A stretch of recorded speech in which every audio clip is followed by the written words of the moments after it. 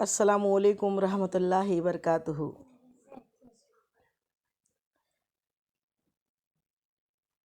الحمد للہ رب العالمین، الصلاۃ والسلام علی سید المرسلین وعلی آلہ وصحابہ الطاہرین، اما بعد فاعوذ باللہ من الشیطان الرجیم، بسم اللہ الرحمن الرحیم۔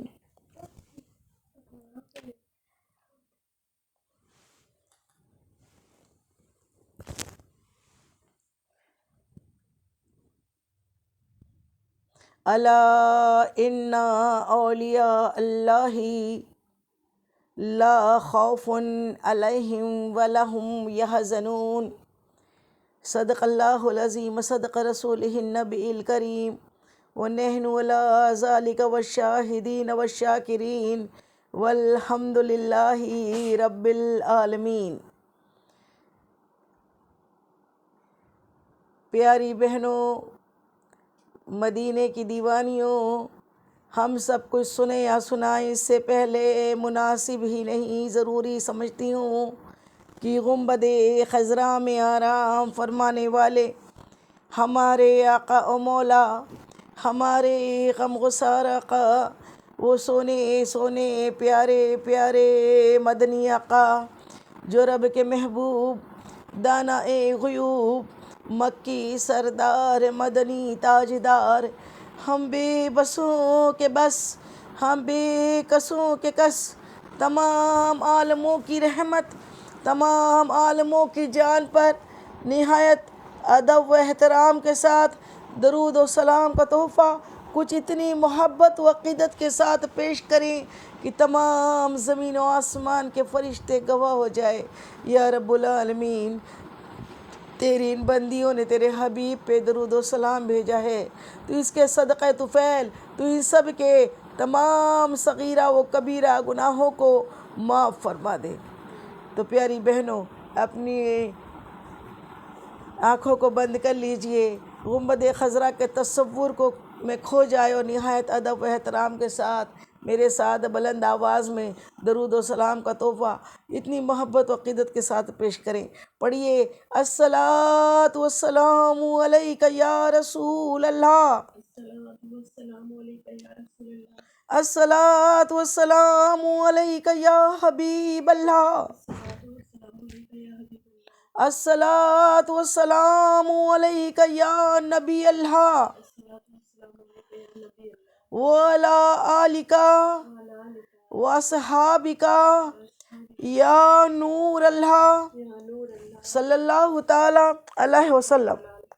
اور دوسری مرتبہ پھر عشق میں ڈوب کے آقا کی بارگاہ میں درود پاک کا نذرانہ پیش کر دیجئے۔ پڑھیے، اللہم صلی علی سیدنا شفیعنا حبیبنا مولانا محمد وعلی آلہ سیدنا مولانا محمد بارک وسلم، صلاۃ و سلام علیک یا رسول اللہ، صلی اللہ تعالی علیہ وسلم۔ اور تیسری مرتبہ پھر عشق میں ڈوب کے آقا کی بارگاہ میں اس دعا کے ساتھ کہ میں قربان ہو جاؤں تیرے نبی پر، میرے عشق کو مولا ایسا اثر دے۔ اللہ کرے ہم نبی کریم مصطفیٰ جان رحمت کی ذات پر، آپ کی شان کے اوپر، آپ پر ناموس رسالت کے اوپر ہم قربان ہو جائے، بس زندگی کا صحیح مزہ آ جائے۔ اللہ تعالیٰ کرے ہم سب کو پھر ہم کو، ہماری نسل و در نسلوں کو اللہ کا رسول کا شیدائی بنا دے۔ تو پھر ایک مرتبہ درود پاک کا تحفہ پیش کر دیجئے۔ پڑھیے، اللہ رب محمد صلی اللہ علیہ وسلم، نحن عباد محمد صلی اللہ علیہ وسلم، صلی اللہ تعالی علیہ وسلم۔ تیسری مرتبہ پھر عشق میں ڈوب کے آقا کی بارگاہ میں درود پاک کا نذرانہ پیش کر دیجئے۔ پڑھیے، اللہم صلی علی سیدنا شفیعنا حبیبنا مولانا محمد وعلی آل سیدنا مولانا محمد بارک وسلم، صلاۃ والسلام علیک یا رسول اللہ، صلی اللہ تعالی علیہ وسلم۔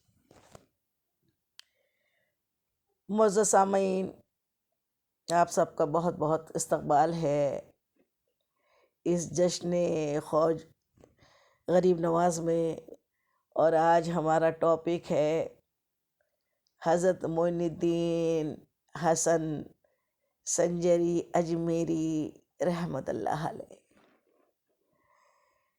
ہندر ولی،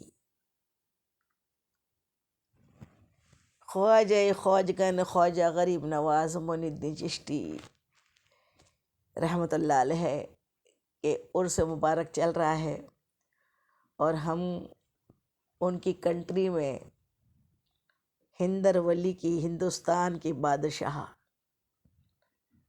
قطب المشائخ حسنی اور حسینی،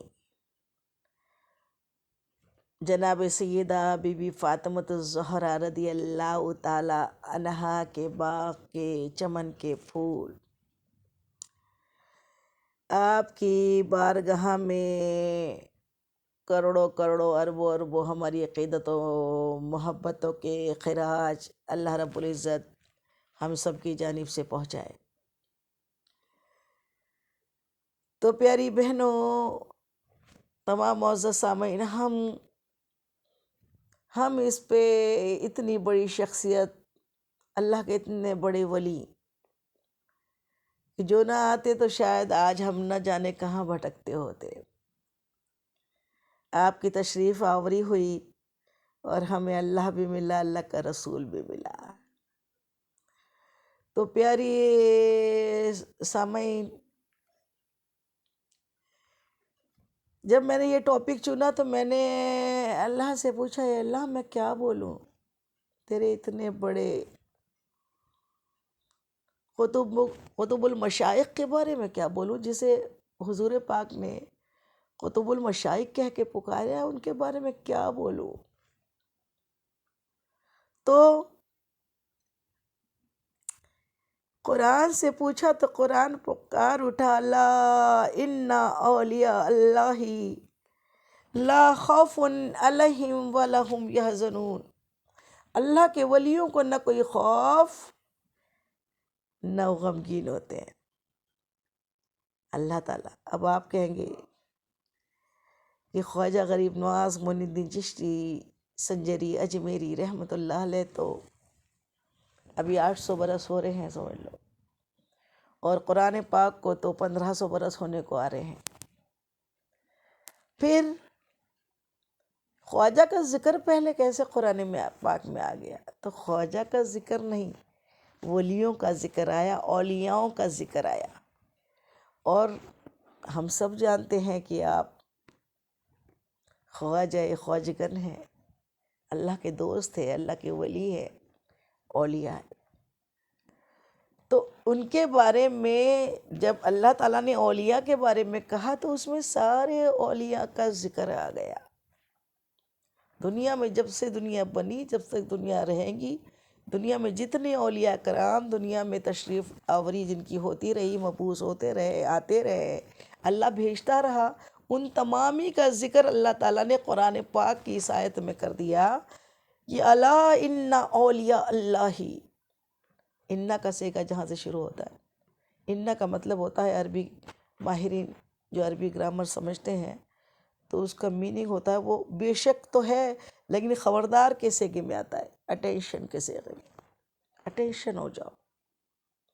جیسے اشارے پہ جاتے ہیں نا سگنل پر، اور جب ریڈ لائٹ ہوتا ہے نا تو خبردار ہو جاتے ہیں تمام گاڑی چلانے والے۔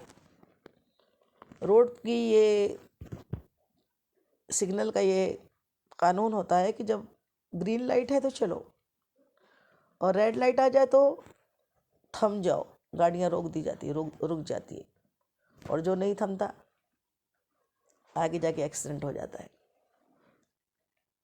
اور چالان الگ سے بنتا ہے۔ تو اس کا مطلب، خبردار کا مطلب سمجھ جائے، خبردار کس کو بولتے ہیں؟ الا ان اولیاء اللہ، ان پر بے شک اللہ کے ولیوں کو نہ کوئی خوف، لا خوف، کوئی خوف نہیں، اور نہ وہ غمگین ہوتے ہیں۔ حشر کے دن کو کوئی غم نہیں رہے گا. دنیا کے بھی غموں سے وہ فنا فی اللہ ہوتے ہیں.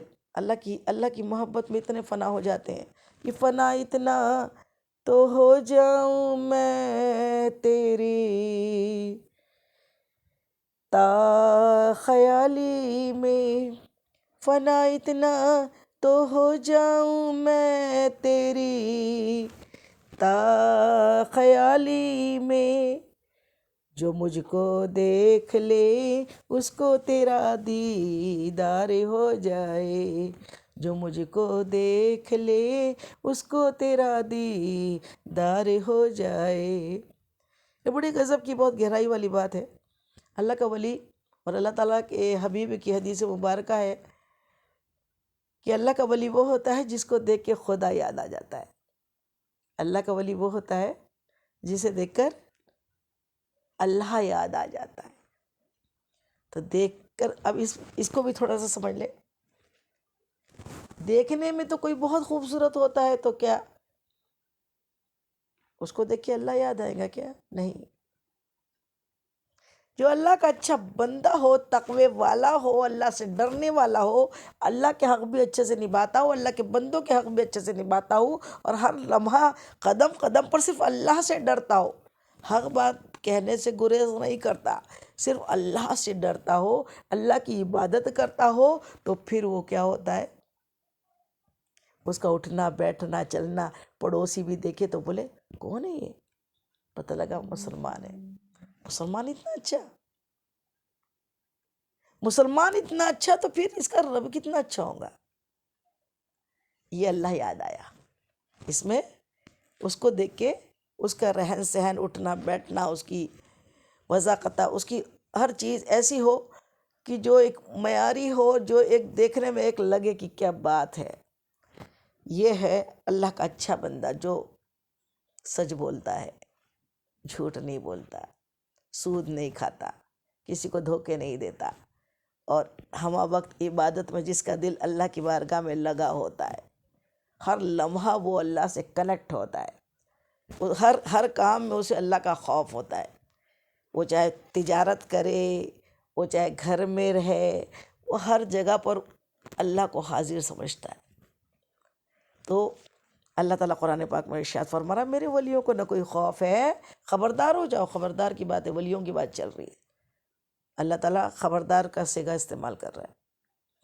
یہ میرے ولیوں، میرے دوستوں کی بات ہے، اور میرے دوستوں اور ولیوں کو، ولی کا مطلب ہوتا ہے دوست، انہیں کوئی نہ خوف ہے نہ وہ غمگین ہوتے ہیں. سبحان اللہ سبحان اللہ. خوف کس کا؟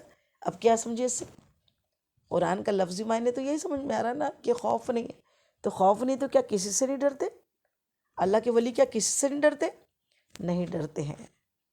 ڈرتے ہیں اس ایک سے ڈرتے ہیں، اس رب العالمین سے ڈرتے ہیں. اور اس سے ڈرتے ہیں نا، سب رشتے اچھے سے نبھاتے ہیں. اس سے ڈرتے ہیں. اور جو اس سے ڈرتا ہے، جو اس سے ڈرتا ہے، اسے کسی سے ڈرنے کی ضرورت پڑتی ہی نہیں ہے. جو اس سے ڈرتا ہے اسے دنیا والوں سے ڈرنے کی ضرورت نہیں پڑتی، کیونکہ وہ ایسا کوئی کام ہی نہیں کرتا کہ جس میں اس کا رب ناراض ہو جائے. اور ہر اچھا کام کرنا میرے آقا کی سنت ہے. اللہ کی عبادت کرنا، اللہ کے رسول کی اطاعت کرنا، محبت کرنا. تو پھر اس آیت کا ترجمہ سب سمجھ گئے. اور غمگین کب نہیں ہوں گے؟ غمگین دنیا میں تو غم ہوتا ہی نہیں. اور حشر کے دن کیا ہوگا معلوم ہے؟ متفق علیہ حدیث پاک ہے، بخاری اور مسلم کی حدیث ہے. اس میں میرے آقا مدنی آقا سونی آقا ارشاد فرماتے ہیں کہ اللہ میری امت کے 70,000 بندے، 70,000 لوگ ایسے ہوں گے جو بغیر حساب کتاب کے جنت میں داخل ہوں گے. 70,000. اور اللہ تعالیٰ انہیں حشر کے دن، جس دن میرے آقا کو مقام محمود اللہ تعالیٰ عطا کریں گا. مقام محمود کیا ہے؟ بہت بڑی تعریف والی جگہ.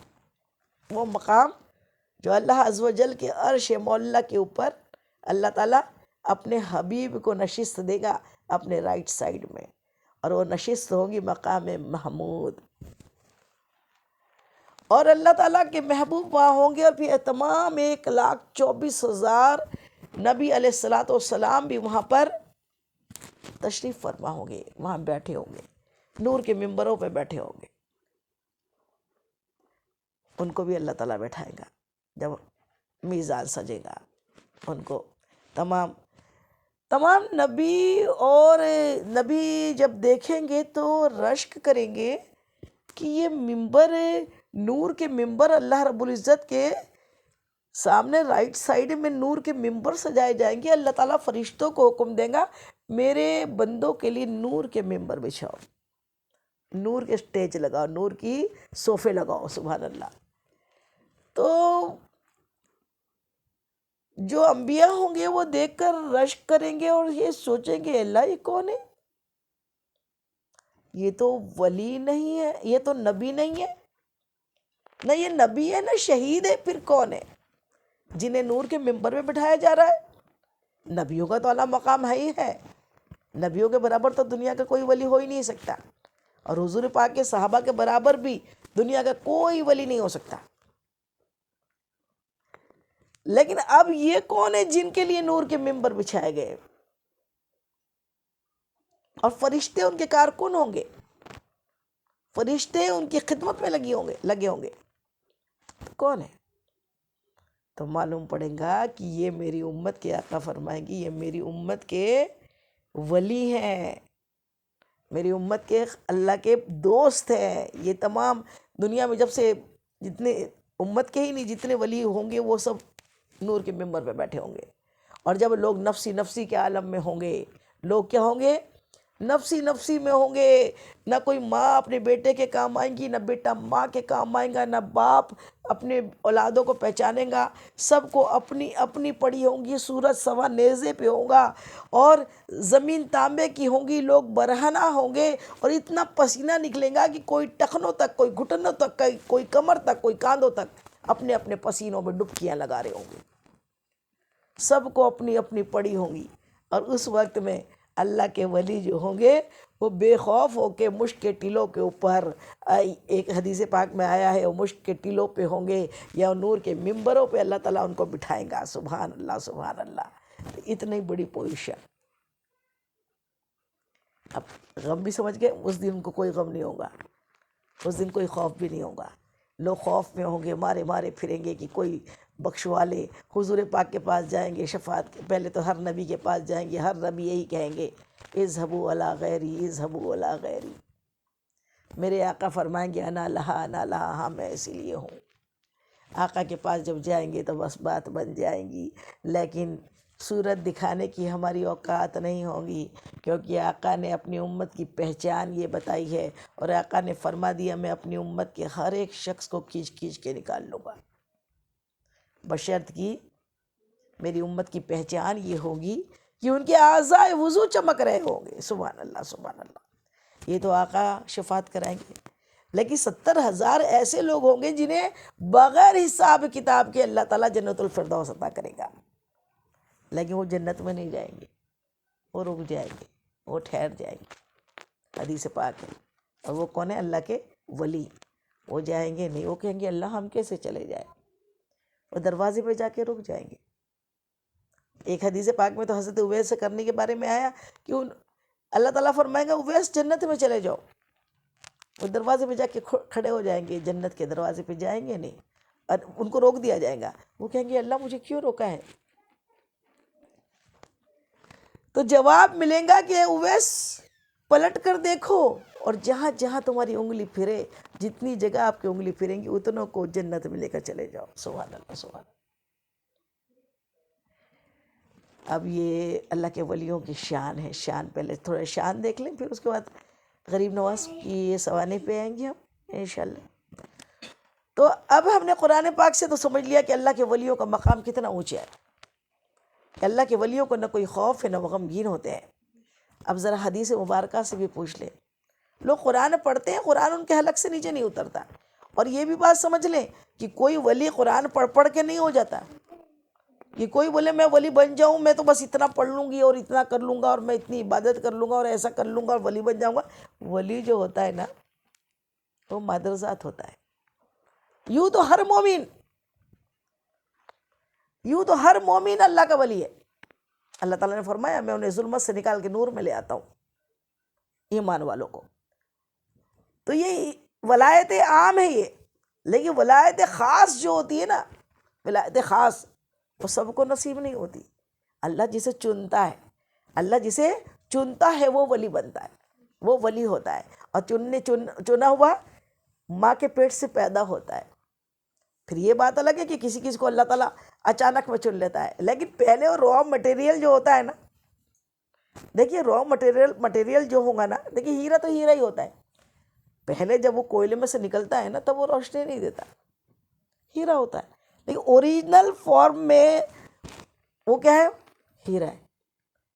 اب اگر اس میں سے کوئلہ نکال لو اور خوب تراش رہے بولے اس کو، ہیرا چھوڑو، ہیرے کے پاس ہی تو کوئلہ بھی تھا، کوئلے میں سے تو ہیرا نکلا تھا، تو بولے اس کو خوب تراشے کوئلے کو، یا کوئی پتھر کا ٹکڑا پکڑ لیے اور اس کو تراشے تو کہ ہیرا بنتا ہے کیا؟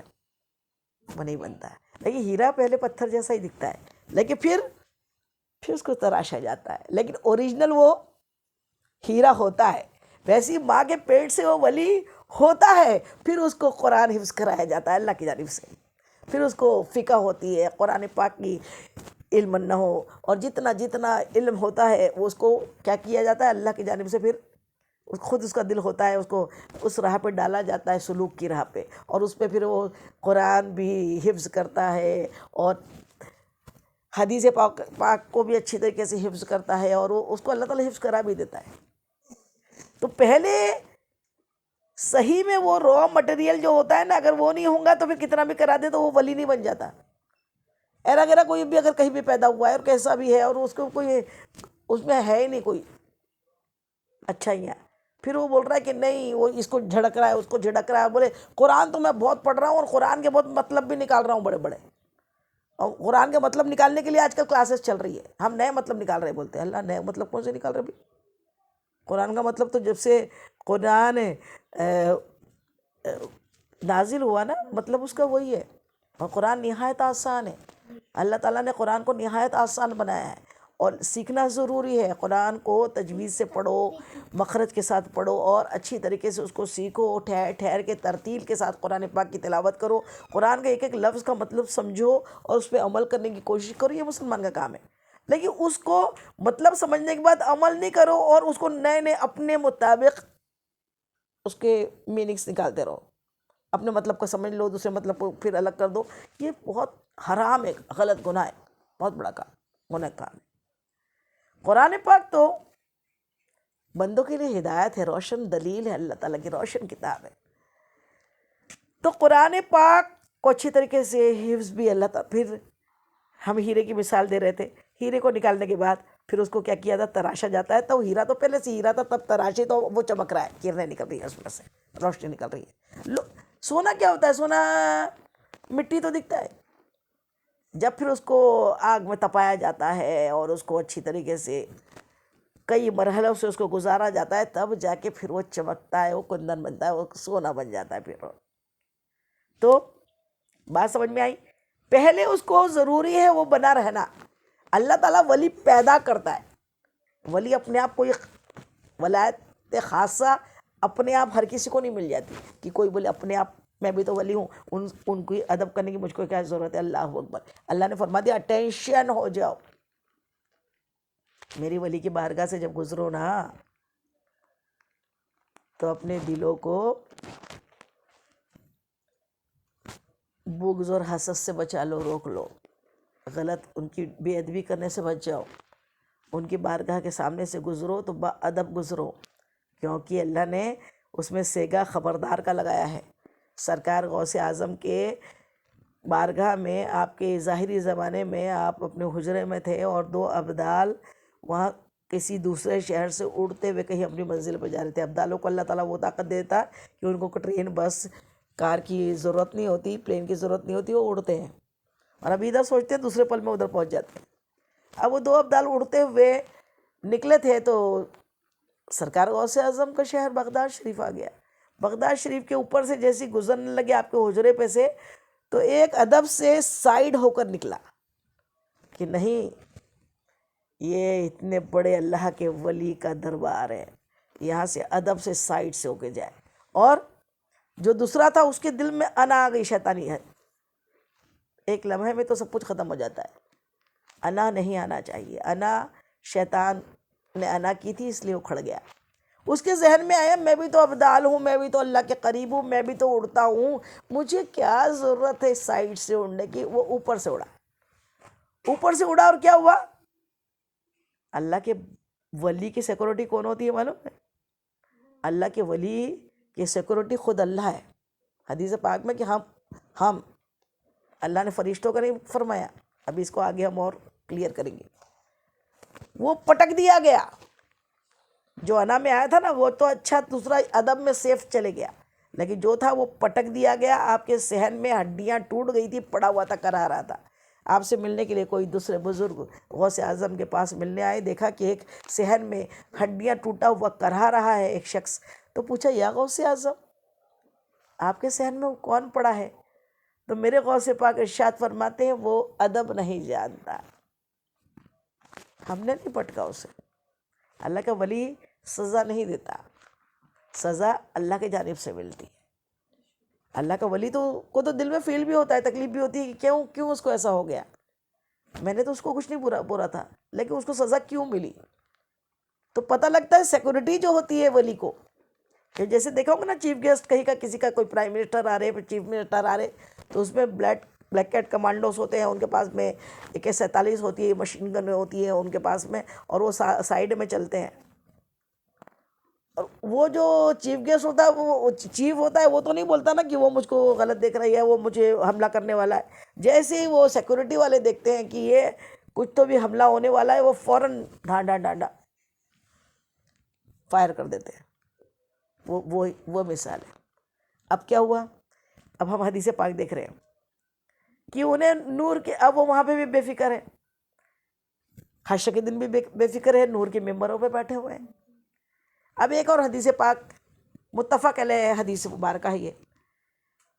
یہ ایسی حدیث ہے جو صحیح بخاری میں بھی ہے اور صحیح مسلم میں بھی ہے، اور اس کو کوئی 73 فرقے میں سے کوئی اس کو رد نہیں کر سکتا. اس حدیث کو کوئی یہ نہیں بول سکتا کہ کمزور ہے اور ضعیف ہے اور ایسا اور ویسا ہے، کچھ بھی بول ہی نہیں سکتا. یہ کوٹ کی ہوئی حدیث ہے بخاری شریف میں، اور صحیح مسلم میں بھی ہے، اور بہت ساری حدیث مبارکہ میں بھی آئی ہے یہ حدیث. اور یہ حدیث قدسی ہے. حدیث قدسی اسے بولتے ہیں جس میں حضور پاک صلی اللہ علیہ وسلم تو فرما رہے ہیں، اور ساتھ میں کس کے بارے میں فرما رہے ہیں کہ اللہ عز و جل ارشاد فرماتا ہے. سمجھ میں؟ اللہ عز و جل ارشاد فرماتا ہے. تو اب یہ حدیث پاک سنیے، صحیح بخاری صحیح مسلم میں یہ حدیث مبارکہ درج ہے کہ میرے آقا مدنی آقا سونے آقا ارشاد فرماتے ہیں کہ اللہ عز و جل ارشاد فرماتا ہے. حدیث قدسی اللہ عز و جل ارشاد فرماتا ہے کہ جب کوئی میرا بندہ، اللہ تعالیٰ فرما رہا ہے، جب کوئی میرا بندہ فرضوں کے ساتھ ساتھ نفلوں کی کثرت کرتا ہے، فرضوں کے ساتھ ساتھ نفلوں کی کثرت کرتا ہے، تو پھر میں اس کے قریب تر قریب تر قریب تر قریب ہوتا چلے جاتا ہوں. سبحان اللہ. اللہ تعالیٰ فرما رہا ہے، اور اتنا قریب ہو جاتا ہوں، اتنا قریب ہو جاتا ہوں، اتنا قریب ہو جاتا ہوں کہ میں اس کی زبان بن جاتا ہوں جس سے وہ بولتا ہے. میں اس کی آنکھیں بن جاتا ہوں جس سے وہ دیکھتا ہے. میں اس کے کان بن جاتا ہوں جس سے وہ سنتا ہے.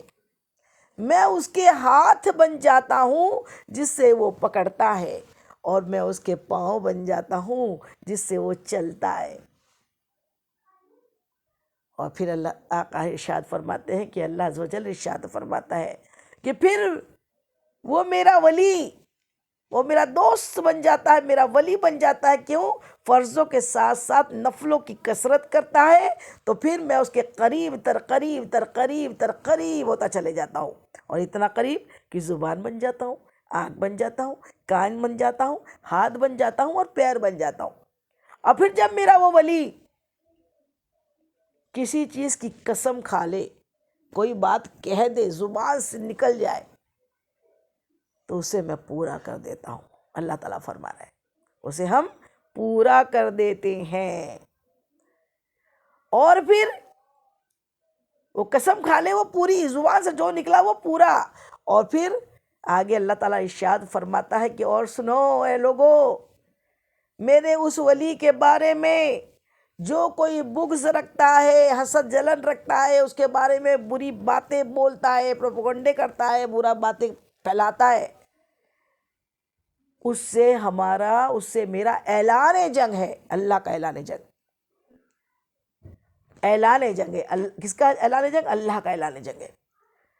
اور پھر ہم اس پہ بھوکے شیر کی طرح جھپٹتے ہیں. اللہ اکبر، بھوکے شیر کی طرح جھپٹتے ہیں. یہ ہوئی بخاری شریف کی حدیث مبارکہ. نہیں ہو تو چیک کریے گا، بخاری شریف، صحیح مسلم. اب اس حدیث پاک کو تھوڑا سا سمجھ لیں اچھے سے. حدیث قدسی ہے، اللہ تعالیٰ ارشاد فرما رہا ہے. اور ارشاد میں کیا فرما رہا ہے؟ میرا بندہ فرضوں کے ساتھ ساتھ، فرضوں کے ساتھ ساتھ مطلب آج تک دنیا میں کوئی ایسا ولی نہیں ہوا جو اس سے پہلے عبادت نہیں کی. بنا عبادت کے کوئی اللہ کا بندہ ہی نہیں بنتا، ولی تو دور کی بات ہے. بندہ ہی تو کا نام ہی تو، بندے کا میننگ کیا ہے؟ بندہ کا مطلب بندگی، بندے کا مطلب بندگی کرنے والا، عبادت کرنے والا.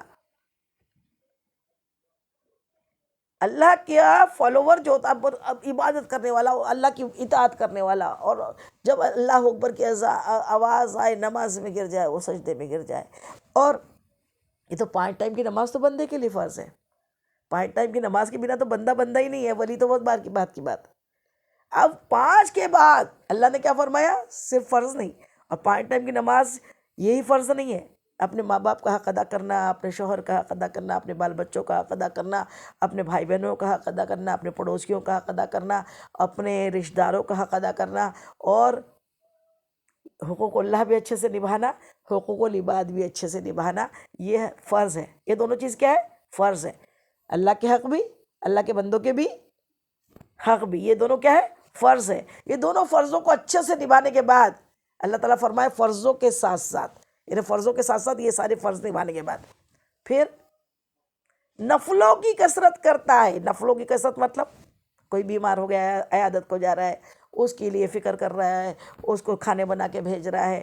یہ نفل عبادتیں. اور پھر رات بھر کھڑے ہو کے اپنے اللہ کی بارگاہ میں سجدہ ریز ہو رہا ہے، سجدے کر رہا ہے، نماز پڑھ رہا ہے، عبادت میں لگا ہوا ہے. تو یہ ہے نفل عبادت. پھر فجر تو پڑھ رہا ہے، ساتھ میں چاشت بھی، اشراق بھی پڑھ رہا ہے، چاشت بھی پڑھ رہا ہے، مغرب بعد اوابین بھی پڑھ رہا ہے. اور جس قدر ہو سکے اس کا ہمہ وقت، پورا کے پورا وقت کیا ہو رہا ہے؟ نفل عبادت بھی اس کی جاری ہے. فرض تو ہے، اور بنا فرض کے نفل قبول ہی نہیں ہے. اب وہ اللہ تعالیٰ نے کیا ارشاد فرمایا؟ میرا ولی وہ ہے، کون ہے؟ جو فرضوں کے ساتھ ساتھ نفلوں کی کثرت کرتا ہے، نفلوں کی زیادتی کرتا ہے، نفل عبادت بہت زیادہ کرتا ہے، نفل اللہ کو راضی کرنے کے کام کرتے رہتا ہے. تو پھر وہ میرے کیا ہو جاتا ہے؟ اللہ تعالیٰ فرما رہا ہے وہ ہمارے قریب تر قریب تر قریب تر قریب ہوتا چلے جاتا ہے. کتنا قریب ہوتا ہے؟ اللہ اپنا قریب فرما رہا ہے. دوست تو کم سے کم دور ہی رہتا ہے، یہ والا دوست نہیں ہے. بس یوں تو ہر مومن دوست ہے اللہ کا، لیکن یہ خاص ولایت خاصہ جو ہے نا، اس میں سوچیے آپ، امیجنیشن کیجیے. ابھی یہ پوائنٹ میرے ذہن میں آیا کہ اللہ تعالیٰ فرمایا میرے قریب تر قریب تر قریب ہوتا ہے. اتنا قریب ہو جاتا ہے اللہ کے، اللہ اس کو اتنے قریب کر لیتا ہے بالکل، اتنا قریب ہو جاتا ہے کہ پھر اللہ فرما رہا ہے میں اس کی زبان بن جاتا ہوں. اب اس سے بات یہ سمجھ لیجئے کہ سمجھنے والے اس میں کیا بولیں گے؟ ورڈی ترجمہ جو سمجھتے ہیں وہ تو اس میں پھر نکال دیتے ہیں اللہ تعالیٰ کا کوئی جسم ہے کیا؟ اللہ کا زبان ہے کیا؟ اللہ کی کوئی آنکھ ہے کیا؟ ارے بخاری شریف کی حدیث مبارکہ ہے. تو اب اس کو سمجھا دیں ہم آپ کو کہ سمجھنے کا مجھ گنہگار کی کیا اوقات ہے، لیکن اللہ تعالیٰ کلیمۃ الحق میری زبان پہ جاری کرے. زبان، اللہ نور السماوات و ما فی الارض، اللہ تو ایک نور ہے زمین و آسمان کا. اللہ جسم سے پاک ہے، اللہ زبان سے، آنکھ سے، کان سے، ہاتھ سے، پیر سے، یہ جسم سے اللہ تعالیٰ پاک ہے. کون ہے؟ اللہ نور ہے. اللہ کیا ہے؟ ایک نور ہے. اور اللہ تو وہ نور ہے جو اتنے جسموں کو اللہ تعالیٰ نے کا خالق اللہ ہی ہے. سارے جسم بنانے کا خالق کون ہے؟ یہ آنکھ دینے والا خالق کون ہے؟ اللہ. زبان دینے والا خالق کون ہے؟ اللہ. کان دینے والا، یہ جسم دینے والا، یہ سانسیں دینے والا، یہ ساری قدرت کو چلانے والا خالق و مالک اللہ عز و جل اکیلا تنہا واحد ہے. اور وہ جسم سے پاک ہے، وہ جسم سے پاک ہے، عرش معلیٰ پہ ہے اور ہمارے شہ رگ سے بھی قریب ہے، پاک ہے. لیکن ہم جیسے ناکاراؤں کو سمجھانے کے لیے اللہ تعالیٰ نے اپنے ولی کی عظمت بیان کرنے کے لیے اللہ تعالیٰ نے فرمایا میرے ولی کو ایسا ویسا مت سمجھ لینا، اپنے جیسا مت سمجھ لینا، خبردار ہو جانا، اس کی شان میں گستاخیاں نہ کرنا. یہ بات سمجھ لینا اس کی زبان، میں اس کی اتنے قریب ہوں، میں اتنے قریب ہوں کہ میں اس کی زبان بن جاتا ہوں. زبان اللہ تو نور ہے، لیکن زبان کیسے بن جاتا ہے؟ کہ میرے خواجہ سب جانتے ہیں، سب نے سنا ہے، وہ تو ہندر ولی ہے، سلطان ہند ہے. آپ کے بارے کی آپ کی پوری سٹوری، آپ کی سوانح حیات تو ہمارے آگے بچے کو بھی یاد ہے الحمدللہ. کیا کہا؟ جب میرے خواجہ ہندوستان تشریف لائے اور جب ایک جگہ آپ نے قیام کیا، آپ کے ساتھ آپ کے 40 مریدین تھے، اس میں قطب الدین بختیار کاکی رحمۃ اللہ علیہ بھی آپ کے ساتھ میں آئے ہوئے تھے ایران سے. یہ جو مہرولی شریف میں نا دلی میں، وہ بھی آپ کے ساتھ تھے. 40 مریدین آپ کے ساتھ میں تھے. اور جب ہندوستان میں داخل ہوئے، اجمیر شریف جب پہنچے نا، تو کیا ہوا؟ سب کو معلوم ہوگا کہ آپ راجہ کے اونٹ جہاں بیٹھتے تھے وہاں جا کے اس ٹائم اونٹ چرنے گئے تھے. تو یہ لوگ سب کے سب وہاں پر خواجہ کی کرامت دکھانی تھی. سب کے سب اپنے مریدین کے ساتھ میں میرے خواجہ نے وہی قیام کیا، بیٹھ گئے جہاں اونٹ بیٹھا کرتے تھے، وہیں آرام کرنے لگے، بیٹھے سستانے کے لیے. تو ادھر سے راجہ کے سپاہی آئے اور انہوں نے جب ان درویشوں کو دیکھا، ان میرے خواجہ کو دیکھا، ان کے مریدوں کو دیکھا، تو کیا کہتے ہیں؟ وہ یہاں تو کفر ہی کفر تھا، چاروں طرف کفر کے اندھیارے تھے، کفر تھا، وہاں مسلمانوں کی کہاں کوئی عزت تھی. انہوں نے یہ سمجھے کون آیا ہے، یہ کون فقیر ہے، اور فقیر کے 40 لوگ یہاں پر ہیں، کون ہے؟ تو انہوں نے بڑی بدتمیزیاں کی اور بدتمیزی کے ساتھ انہیں کہا کہ اٹھو یہاں سے. اللہ اکبر. یہاں تو ہمارے راجہ کے اونٹ بیٹھتے ہیں. کہا یہاں سے اٹھو، یہاں ہمارے راجہ کے اونٹ بیٹھتے ہیں. تو آپ کی زبان سے کیا نکلا تھا؟ آپ کی زبان سے نکلا تھا اونٹ تو اب تمہارے راجہ کے بیٹھے ہی رہیں گے، تمہارے راجہ کے اونٹ تو اب بیٹھے ہی رہیں گے. اتنا زبان سے نکلا تھا. اور آپ اٹھ کے وہاں سے کوئی جھگڑا نہیں کیا، کوئی بات نہیں بڑھائی. کہا ٹھیک ہے، یہ تمہارے راجہ کے اونٹ بیٹھتے، اونٹ تو اب بیٹھے ہی رہیں گے. بس زبان تو میرے خواجہ کی تھی نا، لیکن تاثیر اس میں رب کی تھی. کس کی تھی؟ رب کی. اور رب کے حکم کے بنا پتا بھی نہیں ہلتا. رب کے حکم کے بنا کوئی چوپایا تھوڑی چلتا ہے. کوئی اٹھ نہیں سکتا، بیٹھ نہیں سکتا، چل نہیں سکتا. ہماری کبھی ایک آدھ نس یہاں کی لگ جاتی ہے نا تو گردن ایسی نہیں ہوتی. اس کے حکم کے بنا آزماتا ہے وہ. کبھی یہاں کی نس لگ گئی نا، چل نہیں سکتے. جسم تو ہمارا ہے نا، لیکن اس کا اگر حکم ہو جائے نہیں چلنا ہے تو چل سکتے ہو کیا؟ سانس لے سانس حکم آ گیا، نکال لو سانس، ضبط کر لو، روح قبض کر لو، ہوگی بات ختم. تو سب کچھ ہم تو اس کی کٹ پتلی ہے. اللہ تعالیٰ کے ولی، ہندر ولی میرے خواجہ غریب نواز معین الدین چشتی اجمیری رحمۃ اللہ علیہ کی زبان مبارک سے نکلا، اچھا تو اب تمہارے راجہ کے اونٹ تو بیٹھے ہی رہیں گے. بیٹھتے ہیں تو بیٹھے رہیں گے. زبان سے نکلنا تھا، وہ زبان سے نکلنا تھا کہ اونٹ بیٹھے، ایسے بیٹھے کہ اٹھنے کا نام ہی نہیں لے رہے. اب اونٹ والے چرانے والے مار کے اونٹ والے اس کو اٹھا رہے، اونٹوں کو اٹھا رہے، اونٹ کو، ارے اٹھو. وہ کیوں اٹھیں گے؟ اللہ کے ولی کی زبان سے نکلا تھا بیٹھے ہی رہیں گے. اب وہ بیٹھے رہے، سمجھ گئے اللہ اکبر. وہ تو بڑے چمتکاری آئے تھے. وہ درویش جو تھے ان کا ہی کرشمہ دکھ رہی ہے کہ اونٹ تو اٹھنے کو کتنا بھی مار لیا، پانی ڈالا، سب کیا، اونٹ اٹھے نہیں. پھر خبر پہنچی، ہم نے ان کو اٹھایا تھا، انہوں نے کہا تھا اونٹ تو بیٹھے ہی رہیں گے، بیٹھے ہی رہیں گے. آپ نے کہہ دیا، اللہ نے سن لی اور اللہ کے حکم سے اونٹ بیٹھے ہی رہ گئے، اٹھنے کا نام نہیں لیا۔ پھر جب وہاں جا کے معافی مانگی تو میرے خواجہ نے کہا، خواجہ کے حکم سے اونٹ پھر اڑ گئے۔ تو اب یہ حدیث پاک کو اچھے سے سمجھ لیں ہم کہ زبان تو میرے خواجہ کی تھی، لیکن اس میں نسبت اللہ کی، اللہ نے فرمایا ہم اس کی زبان بن جاتے ہیں جب وہ بولتا ہے۔ آپ نے کہہ دیا جو کہہ دیا۔ گجرات میں ایک ولی، گجرات میں ہے، ان کے خانقاہ کے باہر جب وہ عبادت کیا کرتے تھے پردہ کرنے کے پہلے، تو ان کے خانقاہ کے باہر میں ایک پتھر تھا۔ اب یہ رات میں وضو کے لیے تہجد میں اندھیرے میں باہر نکلے وضو کرنے کی غرض سے، تو جیسے باہر نکلے تو نکلتے نکلتے کیا ہوا، اندھیرے کی وجہ سے وہ پتھر سے پیر ٹکرا گیا، ٹھوکر لگ گئی۔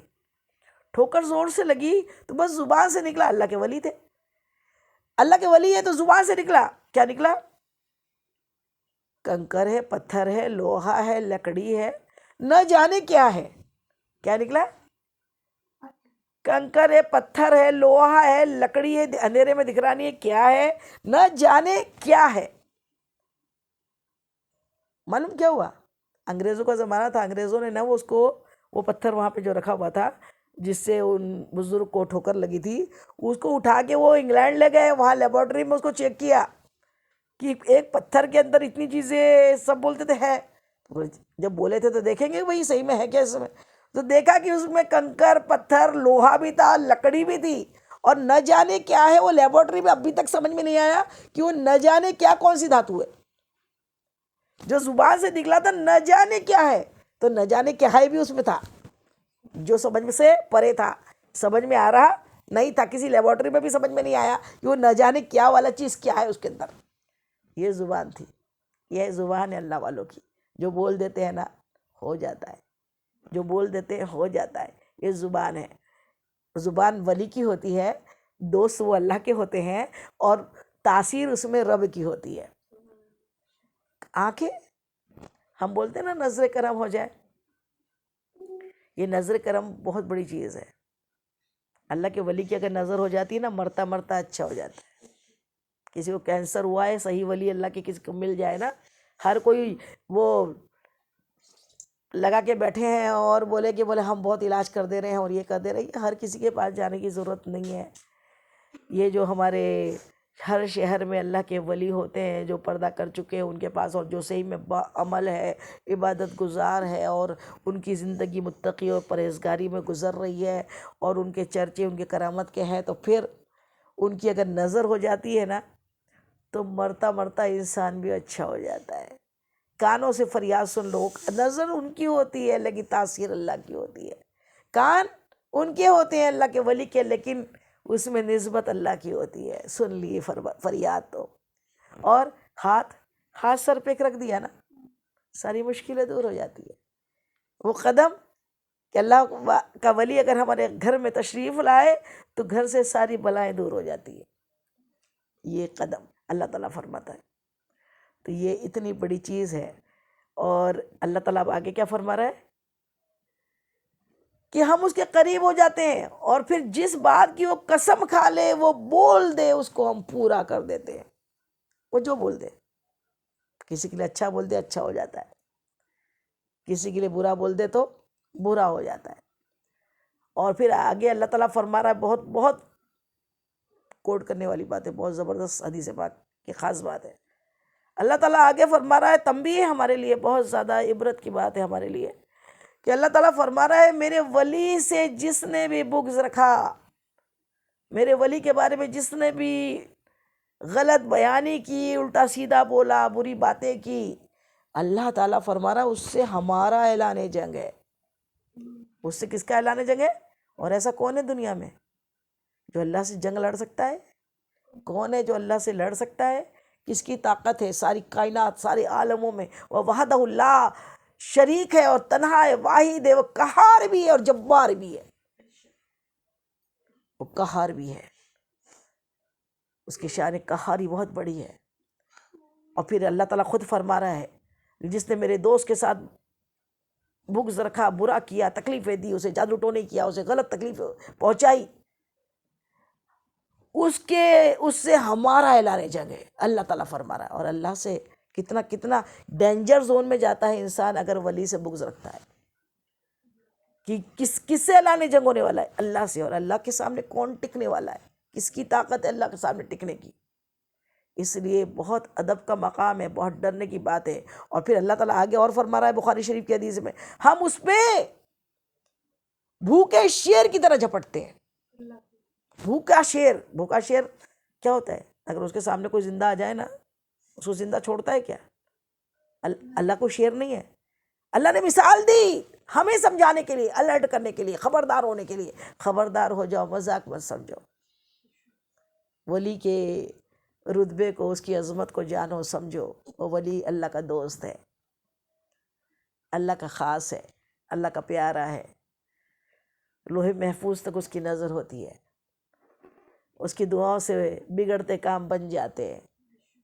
یہ بہت بڑی بات ہے. اب ایک اور حدیث پاک اللہ کے ولیوں کی شان میں اور بتا دو. میرے آقا مدنی آقا سونے آقا ارشاد فرماتے ہیں، یہ بھی متفق علیہ حدیث ہے، یہ بھی دونوں بخاری شریف میں بھی ہے اور مسلم شریف میں بھی ہے، دونوں متفق علیہ حدیث کہلاتی ہے. سب متفق ہے اس پہ. اتنی پیاری حدیث پاک ہے ماشاءاللہ، اتنی پیاری ہے کہ طبیعت خوش ہو جائیں گی آپ کی. وہ حدیث پاک اتنی پیاری ہے کہ میرے آقا مدنی آقا سونے آقا ارشاد فرماتے ہیں کہ اللہ عز و جل ارشاد فرماتا ہے، اے جبرائیل حاضر ہو، اے جبرائیل حاضر ہو. دیکھیے جب کوئی قانون پاس کرنا ہوتا ہے نا، کچھ وہی الہی اللہ کو بارگاہ میں بھیجنا ہوتا ہے تو اللہ تعالیٰ وہی وہاں سے آ جاتی ہے، وہیں سے پتہ لگ جاتا ہے. لیکن جب کسی کو، جیسے ہم اللہ اکبر، ہم تو اپنی وہ نہیں دے سکتے، لیکن کیا ہوتا ہے کوئی ایسی بات ہے تو فون پہ کر لی جاتی ہے نا. کامن بات ہوتی ہے تو کیا ہوتی ہے؟ فون پہ ہی کر لی جاتی ہے. لیکن کوئی بات ایسی ہوتی ہے جو بہت سیکریٹ ہوتی ہے، تو سیکریٹ بات کرنے کے لیے پھر کیا کرتے ہیں؟ یا تو ہم جاتے ہیں یا اسے بلاتے ہیں جس سے سیکریٹ بات کرنی ہوتی ہے. سیکریٹ بات فون پہ نہیں کی جاتی. ویسے جبریل امین کو اللہ تعالیٰ نے جتنے احکام بھیجے جبریل امین کے ہاتھوں، تو اللہ نے ویسے ہی بھیج دیے. اللہ تو قادر ہے، ہر چیز پہ قادر ہے. اللہ کو کیا مشکل؟ اللہ چاہتا تو جبریل امین کو بھی نہیں بھیجتا، ڈائریکٹ اپنے محبوب کے پاس بھیج دیتا. لیکن دکھانا تھا محبوب کی شان کہ محبوب کا غلام جبریل ہے. سمجھ میں؟ محبوب کی شان دیکھیے. تو اب اللہ رب العزت کو سیکریٹ بیان کرنا ہے کچھ جبریل امین سے، تو اللہ تعالیٰ ارشاد فرماتا ہے جبرائیل حاضر ہو. جبریل علیہ السلام کون ہے؟ فرشتوں کے سردار حاضر ہوتے ہیں اللہ کی بارگاہ میں دست بستہ. عرض کرتے ہیں مولا کیا حکم ہے؟ حاضر ہو اللہ، حاضر ہو، لبیک، میں حاضر ہوں. اے میرے مولا کیا حکم ہے؟ اللہ تعالیٰ بڑے سیکریٹ لہجے میں اللہ تعالیٰ ارشاد فرما رہا ہے. اتنی پیاری حدیث پاک کے باغور سنیں آپ. اللہ تعالیٰ بڑے سیکریٹ لہجے میں اللہ تعالیٰ ارشاد فرما رہا ہے، اے جبرائیل فلاں کو پہچانتے ہو؟ وہ معین الدین سنجری اجمیری، وہ عبد القادر، وہ تاج الدین، وہ بی بی مریم، پہچانتے ہو؟ یہ تو نام میں اپنی جانب سے بتا رہی ہوں سمجھانے کے لیے. حدیث پاک میں کیا ہے؟ اے جبرائیل فلاں کو پہچانتے ہو؟ اب اللہ کو جس کے بارے میں بولنا اسی کے بارے میں بولتا ہوں گا نا اللہ. اس فلاں کو، اس معین الدین کو پہچانتے ہو؟ فرشتوں کے سردار. بڑی پوائنٹ کی بات ہے. جو لوگ بولتے ہیں نا رسول اللہ پہ آپ سلام بھیجتے ہو تو سلام کیا سنتے کہ وہ، جب ایک جبرائیل علیہ السلام فرشتوں کے سردار ہے جو حضور پاک کے کیا ہے؟ غلام ہے. حضور پاک کے پاس وحی لے کر آتے تھے. اور جب معراج کی شب پہنچے تھے نا، اگلے ہفتے انشاءاللہ اس کو ڈیٹیل کریں گے کہ یہاں سے یا رسول اللہ آگے ایک اتنا سا بھی گیا نا میرے پیر جل جائیں گے. سوچیے آپ کی رسائی کہاں تک ہے اور میرے حضور کی کہاں تک ہے. تو کہتے ہیں نا وہ کیا دیکھتے ہوں گے آپ سلام پڑھتے ہو تو، یا آپ کی حرکتیں حضور پاک کو معلوم ہے؟ اور پھر آدھے تو یہ سمجھتے ہیں حضور پاک ہے ہی نہیں، اللہ اکبر، میرے آقا تو ہے، کلمے میں ہے، دنیا بننے کے پہلے سے ہے، جب آدم علیہ السلام نہیں آئے تھے تب بھی ہے، آدم علیہ السلام کی تو حضور پاک کے وسیلے سے ہی دعا قبول ہوئی ہے، توبہ قبول ہوئی ہے میرے حضور کے وسیلے سے، اور عرش مولا پہ لکھا تھا کلمہ لا الہ الا اللہ محمد رسول اللہ۔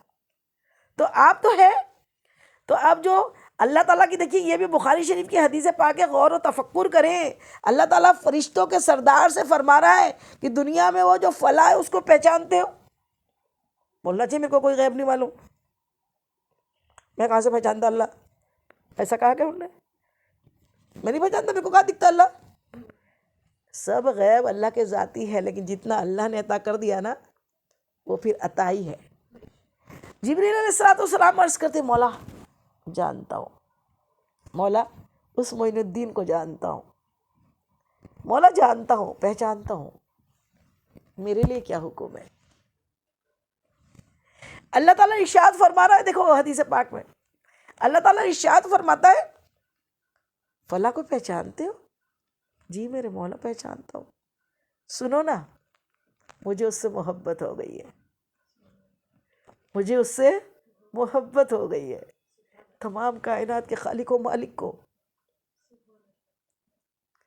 اللہ کے اس بندے سے محبت ہو گئی ہے۔ اللہ اکبر۔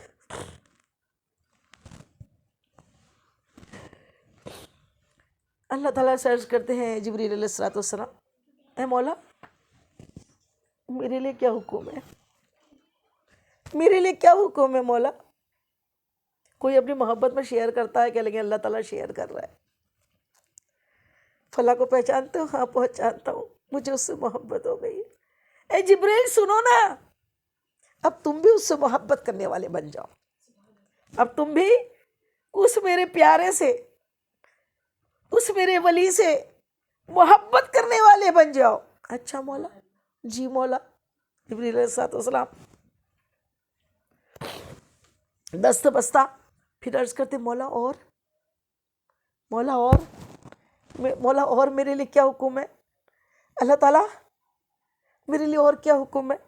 اللہ تعالیٰ ارشاد فرماتا ہے سنو، تمام آسمان کے فرشتوں میں ندا کر دو، تمام آسمان میں جتنے فرشتے ہیں نا ان میں ندا کر دو کہ اللہ کو اس سے محبت ہو گئی ہے، اللہ کو اس معین الدین سے، اس عبد القادر سے، اس تاج الدین سے، اس بشر حافظ سے، جنید بغدادی سے، حضرت رابعہ بصریہ سے، حضرت مریم اماں سے، یہ نام میں اس لیے بتا رہی ہوں کہ سمجھو آپ، ان سے محبت ہو گئی ہے۔ تمام اے جبریل تمام آسمانوں میں ندا کرو، اعلان کر دو کہ اس اللہ کے ولی سے اللہ کو محبت ہو گئی، اب تم بھی محبت کرنے والے بن جاؤ۔ جبریل امین، حدیث پاک بتا رہی ہوں، جبریل امین عرض کرتے مولا اور، مولا اور کیا حکم ہے؟ اللہ تعالیٰ ارشاد فرماتا ہے سنو نا اے جبریل، ان تمام فرشتوں کو اعلان بھی کر دو، اور تمام زمین والے فرشتوں کو، ان فرشتوں کو حکم دو کہ زمین میں میری جتنی مخلوق ہے نا، جتنی مخلوق ہے ان سب کے دلوں میں ہماری محبت کا نور ڈال دو، ان سب کو بھی ہمارے اس ولی سے محبت کرنے والا بنا دو۔ سبحان اللہ، سبحان اللہ۔ اللہ کے ولیوں کی عظمت جو ہے نا، چار پائے والا جانور اچھے سے سمجھتا ہے۔ جب تک بشر حافی تھے نا، بشر حافی کا آپ نے سنا ہوگا کہ انہوں نے بسم اللہ کی عظمت سمجھی تھی، احترام کیا تھا، اللہ نے ان کو اتنا بلند پائے کا بزرگ بنایا، اتنے بڑے ولی بنے کہ پھر وہ ان کی ایک ادا تھی کہ اللہ نے جب انہیں چن لیا تھا تو وہ کیا کرتے تھے، بسم اللہ کو ایک بار اٹھایا تھا تحریر نامے میں، کہیں بسم اللہ تحریر پہ لکھتے ہیں نا، پھر کارڈز ہم لوگ پھینک دیتے ہیں ادھر ادھر، کبھی ایسا پھینکا نہ کریں۔ یہ یاد رکھے کہ جہاں بھی کارڈ کے اوپر شادی کے کارڈ آتے ہیں اس میں اللہ کا نام لکھا ہوتا ہے، بسم اللہ الرحمن الرحیم لکھا ہوتا ہے، اس کو اتنا کاٹ کر اچھے سے ادب سے اونچے مقام پہ رکھ دیا کریں، سنبھال کے رکھے۔ آپ کے گھر میں اتنی جگہ ہے، کیا اتنی جگہ نہیں ہے کہ اللہ کے نام کو سنبھالا جا سکے؟ संभालें उसको, अदब करें, ऐसे यूँ काट यूँ पड़े और यूँ फेंक ना दे, इतने भी जाहिल ना बन जाए। एक मरतबा बिश्र हाफ़ी रहमतुल्लाह अलैह, हाफ़ी इसलिए कि नंगे पाँव रहने वाला, हाफ़ी उसको बोलते हैं जो नंगे पाँव रहता है। वो एक मरतबा अपनी धुन में जा रहे थे, देखा कि एक तहरीर नामा उनको उड़ता हुआ उनके सीने पे आगे लगा हवा से। उन्होंने देखा तो अल्लाह तेरा नाम, इसमें देखो कैसे लोग हैं, बिस्मिल्लाह लिखते हैं और अदब भी नहीं करते हैं। तो उन्होंने वो तहरीर नामे को बड़े अच्छे से उसका बिस्मिल्लाह का उतना वो काट और उसको गोली बना वो किया। एक इसमें है कि उन्होंने दरख्त के ऊपर रख दिया और फिर अपने चले गए। अल्लाह ताला को वो अदा भाई कि मेरे नाम का अदब किया इसने, अल्लाह ने उसी वक्त आपको अपना वली चुन लिया। बहुत बड़ा वली तो पैदा ही हुए होंगे ना वो, लेकिन कुछ वक्त होता है कि लोग समझते हैं अरे वो तो बड़े बिगड़े थे, वो तो बड़े गलत थे, वो तो, और उनका तो हाल था कि वो 24 घंटे शराब मैखाने में बैठा करते थे, शराब में मस्त रहते थे। लेकिन जब अल्लाह ने फिर चुना, रास्ते में निकाला, उनको हिदायत दे दी, तो फिर तो ये था कि अब वो खबर पहुंचाई। उस वक्त के बड़े वली को अल्लाह ने इल्हाम किया ख्वाब में। वो उस वक्त में जो वली थे उस ज़माने में उनके शहर के, वो रात में तहज्जुद के लिए उठे, तहज्जुद की नमाज़ पढ़ी और फिर थोड़े से लेटे, तो फिर उन्हें ख्वाब दिखा कि बिश्र को हमारा पैगाम पहुँचाओ, हमने उसे चुन लिया। फिर उनको लगा बिश्र कहाँ इतना बुरा इंसान, 24 घंटे धूत पड़ा रहता है, उसको तो पूरा शहर बुरा बोलता है, उसको क्या पैगाम पहुँचाना है। लगा शायद ये मेरा ख्वाब है, मेरा गुमान है, ये गलत है। फिर वज़ू करके फिर लेटे तो फिर वही ख्वाब। फिर तीसरे मरतबे कहा हाँ हाँ ए अल्लाह, बिश्र तो वही अकेला है जो शराब खाने में पड़ा रहता है, हाँ हाँ वही बिश्र, उसको हमने चुन लिया है। तो वो उनके पास खबर पहुँचाए। जब वो अंदर अपने मैखाने में धुत पड़े हुए थे ना, तो ये तो हज़रत जिन्होंने देखा था अल्लाह के वली थे, तो उन्होंने बाहर से खबर पहुंचाई किसी को कि कहाँ वहाँ जाते, लेकिन अल्लाह का हुक्म था, तो बाहर से पहुंचाई कि बिश्र को बुला के लाओ। तो उन्होंने भी धुन हो के पूछा, धुत तो थे, कहा कौन है, बोले वो वली हज़रत साहब आए हैं, किसी ने आके बताया। तो बोले मेरे से क्या काम है उनका, तो कहा नहीं वो पूछ रहे किसी का पैगाम लाए। तो उन्होंने वहीं से अंदर से खबर पहुंची, अच्छा तो किसका पैगाम लाए पूछ के आओ। बोले अल्लाह का पैगाम सुनना था, कि दिल में जोत तो जगी रही थी, नूर तो जला ही हुआ था, अल्लाह का अदब मोहब्बत इबादत तो ऐसी जाहिर नहीं थी, लेकिन अंदर से तकवा तो अल्लाह का था ही था। फौरन दौड़ते हुए नंगे पाँव आए, मेरे लिए अल्लाह का पैगाम, मेरे लिए अल्लाह ने पैगाम भेजा है। और इतना बोल के कहा क्या पैगाम भेजा है, कहा अल्लाह ने, तुमने कुछ ऐसा किया था। बोले मैंने क्या किया था, एक तहरीर नामा ऊपर रखा था, अल्लाह ने तुम्हारे नाम को ऊपर कर दिया। वो रफ़ाना अल्लाह का ज़िक्र वाला है, वो जब चाहता है अल्लाह ने अपने हबीब के ज़िक्र को बुलंद कर दिया। अल्लाह जिसका चाहे उसका ज़िक्र बुलंद कर सकता है, अगर तक़वा है, मोहब्बत है, अदब है, एहतराम है, और हर पल हर लम्हा अल्लाह से डर है। बस वो तारीख़ थी, हज़रत बिश्र हाफ़ी ने पाँव में जूता चप्पल नहीं पहना, कि कभी अल्लाह तेरा नाम का लोग ऐसा कहीं कहीं फेंक देते हैं, कहीं मेरा पाँव पड़ गया तो मैं क्या करूँगा, जूता कैसे पहनूँ, और देख देख के संभल के चलते थे। उस दिन से शराब भी छोड़ी, गलत पूरा ज़िंदगी ऐसी हुई कि फिर उनके जैसा तो वली अल्लाह अकबर नज़ीर नहीं मिलती, अल्लाह अकबर। लेकिन सारे हमने जो कहा ना, चार पाए जानवर वली की अज़मत समझते हैं। जब तक हज़रत बिश्र हाफ़ी बसरा में रहे ना, बसरा के किसी जानवर ने, किसी बैल गाय बकरी ने रोड के ऊपर, क्योंकि वो नंगे पैर अल्लाह का वली चलता है, रोड पर रास्ते में किसी ने भी गोबर लीद नहीं की, किसी ने रोड गंदा नहीं की। जानवरों को अदब था कि बिश्र हाफ़ी यहाँ से चलेंगे उनके पाँव गंदे हो जाएंगे। जब तक फिर एक मरतबा जैसे ही आपका विसाल हुआ, चरवाहे को तो मालूम भी नहीं था, लेकिन देखा कि उसके जानवर ने, उसकी गाय या बैल ने गोबर किया रोड के ऊपर, तो उसने फौरन चिल्लाते हुए आया कि शायद बिश्र हाफ़ी अब नहीं रहे। ये है अल्लाह के वलियों की अज़मत। अल्लाह के वलियों को सारे जानवर अच्छे से पहचानते, अदब करते। शेर उनकी खिदमत करता, उनके गट्ठे उठा के पीठ पे लाता और उनको इतना सा भी ज़रर नहीं पहुंचाता। सांप उनके पास आके यूं बैठ के चले जाते, उनके पास कोई जानवर उनको इतना सा छेड़ता नहीं, तकलीफ़ पहुंचाता नहीं। ये 2 पाँव का जानवर है ना, यही बहुत अपने आप को सुपर समझता है। ये रसूलुल्लाह का उम्मती होके रसूलुल्लाह का इताअत गुज़ार जो होता है वही ईमान वाला होता है। अल्लाह को तो सभी मानते हैं, لیکن جو رسول اللہ کے ایمان کو، اطاعت کو چھوڑ دیتا ہے نا، محبت کو چھوڑ دیتا ہے، پھر وہ ابلیس کی حرکتوں پہ چلتا ہے۔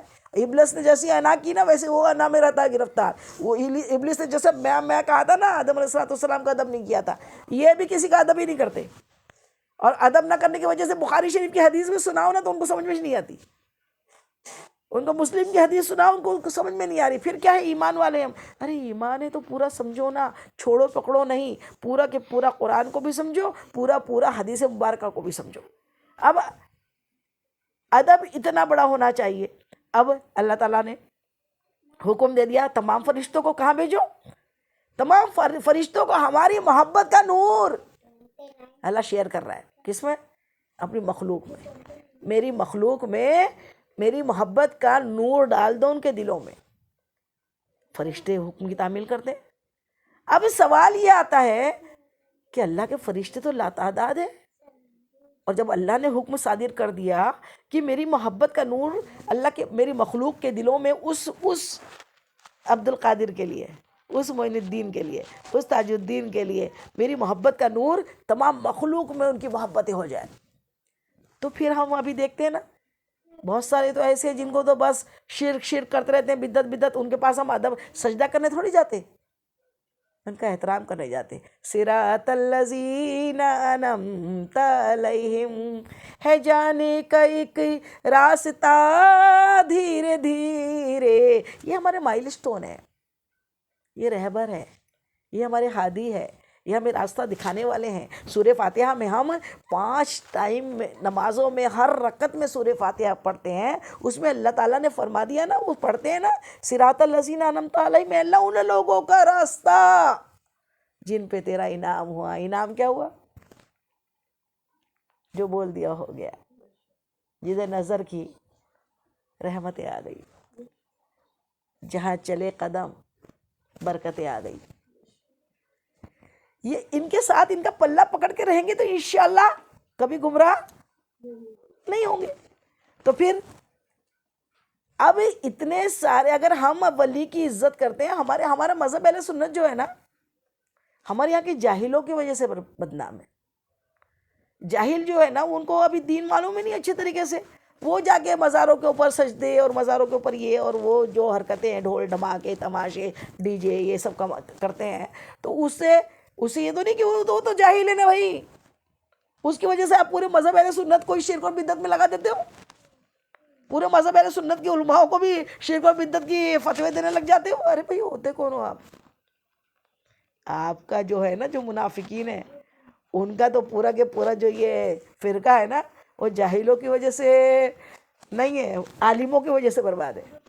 ان کے عالم سو کالڈ عالم، ان کو عالم نہیں بولا جا سکتا، کہ جو نہ قرآن کو اچھے سے سمجھے نہ حدیث کو اچھے سے سمجھے، اس کو عالم کہاں سے بولیں گے؟ عالم تو وہ ہے جو کمانڈ رکھتا ہے قرآن پہ بھی اور حدیث پہ بھی، جس کو اچھے طریقے سے اللہ تعالیٰ علم عطا کر دیتا ہے۔ تو اب بات سمجھ لیجئے کہ کیا ہوتا ہے کہ اب ہمارے ذہن میں آتا ہے کہ اتنے سارے لوگ ایسے ہیں، مخلوق تو اللہ تعالیٰ کی جو ہے نا، گائے اور اونٹ اور جتنے حیوانات ہیں، وہ سب کے سب اللہ کے ولی کی عظمت سمجھتے ہیں، اللہ کے ولی کو نقصان نہیں پہنچاتے۔ تبھی تو جنگلوں میں جا کے ہماری اوقات ہے کیا، ایک آدھ بار پکنک کے طریقے سے تو بڑے اچھے سے ندی کے کنارے چلے جاتے ہیں، آہا کیا مزہ ہے نا ندی کے کنارے، اور کیا جنگل تھا، کیا اچھا تھا جنگل سفاری میں، کار کے اندر بیٹھ کے شیر کو دیکھ لیتے، پیک گاڑی کے اندر، کھل کے نکلو نا ذرا، جھپٹ کے ایک ہی لمحے میں ایک لقمے میں ختم کر دے گا۔ ہم ہے نا انسان ہے نا، ہم نارمل انسان، نارمل آدمی۔ وہ اللہ کے ولی کو جنگل سفاری میں بھی رکھ دو نا، کوئی سیکورٹی کی اور کوئی بند گاڑی کی ضرورت نہیں پڑتی، وہ عبادت میں ہوتے ہیں، ان کے بازو شیر آ کے گزر جاتا ہے، اور انہوں نے تو دنیا سے بچ کر جنگلوں میں جا کے عبادتیں کی زیادہ تر، فنا فی اللہ ہو گئے اللہ کی۔ اور فنا اور بقا یہی ہے کہ اپنے آپ کو فنا کر کے اللہ کے لیے بقا ہو جانا، اس کی روح بقا ہو جاتی ہے، اور اس کو جانور کچھ نقصان نہیں پہنچاتے، وہ اللہ کی عبادت میں جب رہتا ہے تو اللہ کا ولی۔ لیکن اب بات یہ اٹھتی ہے کہ کیا اللہ کے فرشتے کم ہو گئے تھے؟ جو پورے یہ جتنے فرقے ہیں ان کے سب کے دلوں میں اللہ کی محبت کا نور، اللہ کے ولی کی محبت کیوں نہیں آئی؟ کیوں وہ شرک بولتے رہتے؟ تو بات سمجھ لو، بہت پوائنٹ کی بات بتا رہی ہوں۔ بات سمجھ لو، ہم عورتیں ہیں، ہمارے گھر میں دودھ آتا ہے، چائے دودھ کے بنا بنتی نہیں ہے، اور دودھ کے بنا تو ہمارے کیلشیم کم ہو جائیں گے، اس لیے دودھ تو ہمارے گھر میں آتا ہے. اور دودھ آتا ہے تو ہم کائے میں لیتے ہیں؟ چاہے دودھ والا دودھ لے کر آئے، چاہے پیکٹ کا دودھ ہو. تو دودھ کا برتن، دودھ کا بھانڈا کیا ہوتا ہے؟ دودھ کا برتن پاک ہوتا ہے، صاف ہونا. ورنہ کل اس میں گوشت کا سالن بنائے تھے، آج دودھ لے لیں گے کیا اس میں؟ دودھ کے برتن الگ ہی رکھتے ہیں جو اچھی طریقے سے صاف کیے جاتے ہیں. اور وہ دودھ کے برتن میں اگر تھوڑا سا بھی کچھ کھٹا میٹھا لگا رہا تو کیا ہوتا ہے؟ پھر دودھ پھٹ جاتا ہے. تو دودھ برتن اگر پاک نہ ہو تو پھٹ جاتا ہے. تو پھر اللہ کی محبت کا نور، اللہ کی محبت کا نور، فرشتوں نے دیکھا جن جن بندوں کے دلوں کے بھانڈے، دلوں کے برتن، دلوں کا گنج پاک تھا، اللہ کی محبت کا نور وہاں ڈال دیا. جن جن دلوں میں شفاقی تھی، شفاق تھے، پاک تھے، صاف تھے، بغض نہیں تھا، حسد نہیں تھی، جلن نہیں تھی، اللہ کی محبت تھی، اللہ کے رسول کی محبت تھی، تو وہاں پر جب پایا کہ یہ دل تو بڑا صاف ہے، اس دل میں خرابی نہیں ہے، تو جو جو دل صاف نظر آئے اللہ کی محبت کا، وہ ولی والی محبت کا نور اللہ کے فرشتوں نے وہاں انڈیل دیا. اور جن جن کے دلوں کے بھانڈے، جن جن کے برتن گندے تھے، بغض تھا، حسد تھی، جلن تھی، برائیاں تھی، لالچ تھی، سود تھا، وہاں پہ نہیں ڈالا گیا. تو اسی لیے دلوں کو پاک رکھو اور اللہ والوں کی سے محبت کرو. یہ تو ہو گئی ہماری حدیث پاک. اب آئیے تھوڑی دیر ہم سلطان ہند حضرت معین الدین چشتی سنجری، معین الدین چشتی حسن سنجری رحمۃ اللہ علیہ کی، اجمیری رحمۃ اللہ علیہ کی سوانے پہ غور کچھ گفتگو کریں. میرے خواجہ جو ہے نا، ان کا نام کیا ہے پورا؟ حضرت معین الدین حسن چشتی رحمۃ اللہ علیہ. آپ سنجر میں، عراق میں ایک چھوٹا سا قصبہ ہے جو سنجر ہے، سنجر میں آپ پیدا ہوئے، آپ کی ولادت سنجر میں ہوئی. آپ کے والد محترم کا نام سید غیاث الدین، اور آپ کی والدہ کا نام ماہ نور فاطمہ. آپ کے والد والدہ امام حسن اور امام حسین رضی اللہ تعالی عنہ سے آپ کا شجرہ نسب ملتا ہے. آپ کی امی کا شجرہ کہاں ملتا ہے؟ امام حسن سے جا کر ملتا ہے، ماہ نور فاطمہ کا. اور آپ کے والد محترم سید غیاث الدین رحمۃ اللہ علیہ، آپ کا شجرہ نسب حضرت امام حسین رضی اللہ تعالیٰ عنہ سے جا کر ملتا ہے. میرے خواجہ جو ہے نا، وہ جناب سیدہ کے چمن کے پھول ہے، اور نجیب الطرفین سید ہے. نجیب الطرفین سید کس کو بولتے ہیں معلوم ہے؟ جس میں دونوں سائیڈ سے ماں اور باپ، والد اور والدہ دونوں کے جانب سے شجرہ نسب جا کر حضور پاک سے مل جاتا ہے. یہ نجیب الطرفین سید اور مادر ذات ولی. لیکن عمر کے 15 برس بیتے، بچپن میں ہی آپ کے والد محترم سید غیاث الدین رحمۃ اللہ علیہ کا سایہ سر سے اٹھ گیا. در یتیم ہوئے. در یتیم کس کو بولتے ہیں؟ در بولتے ہیں موتی کو. ایک یتیم موتی جس کی چمک اللہ چمکاتا ہے، جس کی پرورش اللہ کرتا ہے. در یتیم، میرے آقا کو بھی در یتیم بولتے ہیں ہم. والدہ والد پردہ کر گئے، سایہ سر سے اٹھ گیا. 15-16 سال کے نوجوان، ابھی نوجوانی میں قدم رکھا ہے. ورثے میں، وراثت میں والد محترم کی جانب سے ایک پھلوں کا باغ اور ایک پنچکی. یہ وراثت میں ملا تھا۔ یہ نوجوان 15-16 سال کی عمر میں اپنے باغ کی خدمت کرنا، باغ کو پانی دینا، سینچنا، ان کے پھلوں کو وہ کرنا، پھلوں کو پھر فروخت کر دینا اور اپنے پنچکی کا خیال رکھنا، یہ صبح سے لے کے شام تک یہی شغل تھا۔ اور یہی مستقبل کے لیے ایک بڑا اچھا خواب تھا کہ یہ مستقبل میں بھی یہی ذریعہ معاش رہے گا۔ بہت بڑے رئیس نہیں تھے، سونے کی چمچ لے کر نہیں پیدا ہوئے تھے، بس ایک باغ تھا اور ایک پنچکی تھی۔ ایک دن کا واقعہ یہ ہے کہ آپ بیٹھے ہوئے، آپ اپنے باغ کی رکھوالی کر رہے تھے، تو دیکھا کہ ان کے ہی قصبے کے، انہی کے گاؤں کے ایک مرد قلندر جن کا نام تھا ابراہیم قندوزی رحمۃ اللہ علیہ۔ ابراہیم قندوزی رحمۃ اللہ علیہ قلندر تھے، مست تھے، مجذوب تھے، اور سب ان کا ادب کرتے تھے، وہ جھومتے رہتے تھے، گھومتے رہتے تھے۔ جیسے ہمارے بابا تاج الدین مجذوب ہوئے نا بعد میں، لیکن پہلے تو عبادتوں کا کیا حال تھا کہ یہاں بھی نماز وہاں بھی نماز، ہو جی ہو، دو جگہ ڈیوٹی نہیں کرے گا تاج الدین، اب اللہ کی ہی کرے گا بس، سروس بھی ہے اور نمازیں بھی ہو رہی ہے جنگل میں۔ تو ویسے مجذوب جو ہوتے ہیں نا بڑے اونچے مقام پر ہوتے ہیں۔ تو حضرت ابراہیم قندوزی مرد قلندر تھے، اور وہ آپ کے بابا میرے خواجہ کے باغ میں اچانک تشریف لائے اور آ کے ایک درخت کے نیچے بیٹھ گئے، اور چپ چاپ محبت سے حضرت میرے خواجہ کو جو 15-16 سال کی عمر کے تھے، محبت سے، شفقت سے نہارتے رہے۔ میرے خواجہ اتنے بھی چھوٹے نہیں تھے کہ حضرت کو نہیں پہچانتے۔ آپ کے سادات گھرانہ تھا، نجیب الطرفین سید ہے، ادب تو کوٹ کوٹ کے بھرا ہوا ہے، جسم میں خون کے ہر بوند میں، دودھ کی ہر بوند میں آپ کو ادب ملا ہے۔ ادب کے بنا عبادت نہیں ہوتی، خالص عادت ہوتی ہے۔ ادب سے سب ملتا ہے، جس کے پاس ادب نہیں اس کو کوئی سبقت نہیں۔ پیارے خواجہ نے دیکھا کہ یہ ہمارے شہر کے جو درویش ہیں وہ میرے باغ میں بیٹھے ہیں، تو فوراً بڑی ادب اور محبت کے ساتھ آ کے سلام عرض کیا، ہاتھ چومے، اور پھر کیا کیا، ایک انگوروں کی بیل سے ایک میٹھا انگوروں کا خوشہ لے کر حضرت کی بارگاہ میں یوں پیش کیا۔ حضرت نوش فرمائے۔